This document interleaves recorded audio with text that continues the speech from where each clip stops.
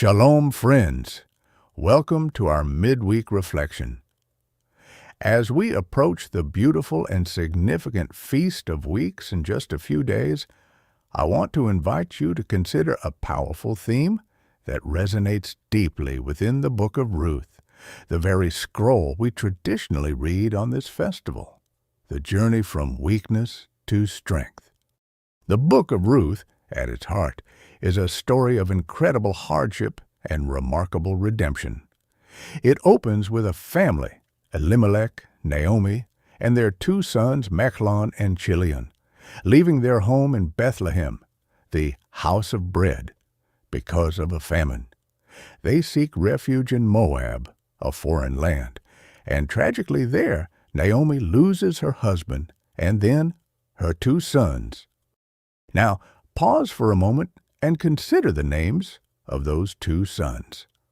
The first, Machlon, his name means weak, sickly, pining, even fading. Can you imagine? A name that already carries the weight of vulnerability, and indeed, his life and the life of his brother are cut short, leaving Naomi and her daughters-in-law utterly devastated.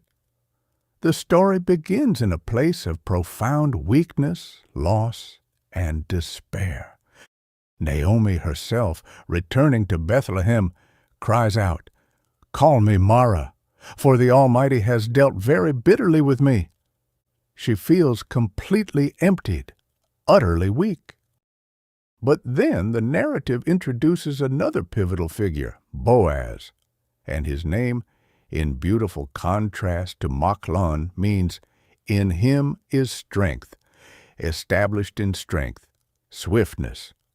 Boaz is a man of standing, a kinsman, a pillar of his community, and his actions throughout the story are a testament to his name. His kindness to Ruth, his protection of her, his generosity, and ultimately his willingness to act as her kinsman redeemer.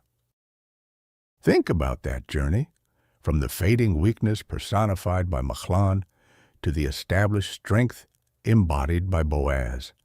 It's not just a coincidence of names, it's a profound theological statement woven into the very fabric of the story. It shows us God's providence at work, guiding events from desolation to restoration. This journey from weakness to strength is precisely why the book of Ruth is so fitting for the Feast of Weeks. The feast commemorates the giving of the Torah at Mount Sinai. When the Israelites stood at Sinai, they were a newly liberated people, just out of slavery in Egypt. They were in many ways vulnerable and unformed, a weak nation in their infancy. Yet, at Sinai, they received the Torah, God's instruction, His covenant, which transformed them into a people established in strength, unified and empowered by divine covenant. The Feast of Weeks, also known by its Greek name Pentecost, is when we celebrate the outpouring of the Holy Spirit, again, a small group of believers in Yeshua who felt weak, but when the Holy Spirit was given to them, they moved from weakness to empowerment.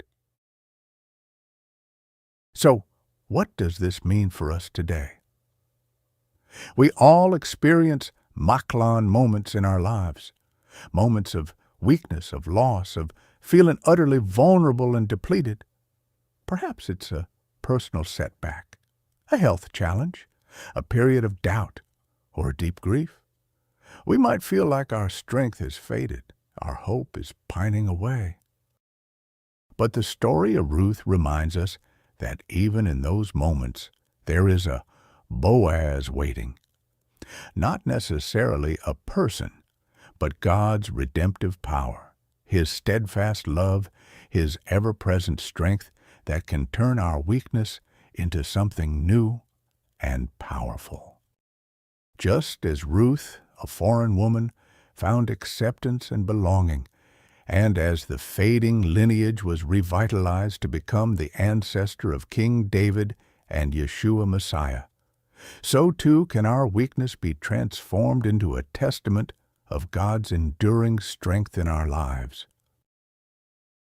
As we prepare for the feast, let's reflect on where we might feel weak, where we might be longing for renewal, and let's hold on to the truth that the same God who brought strength to a vulnerable people at Sinai and who would later pour out His Spirit upon Yeshua's disciples, the same God who brought redemption to Naomi and Ruth through Boaz, is ready to infuse our lives with His established strength.